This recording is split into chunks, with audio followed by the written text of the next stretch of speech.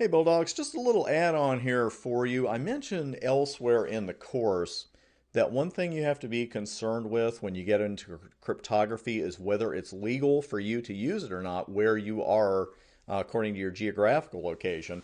And I wanted to show you the warning that Cisco puts on its routers and switches that are capable of cryptography. And you'll notice right in the middle, it mentions this product contains cryptographic features and is subject to United States and local country laws governing import, export, transfer, and use.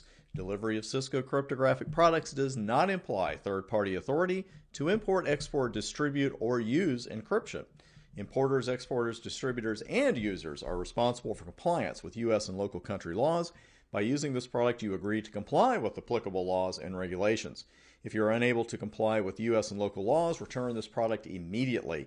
And it's so serious, they even tell you right here, and this is in the boot up, which is why I know you don't see it that often, so I wanted to show it to you. They even tell you right there what the URL is for a summary of United States laws governing Cisco cryptographic products.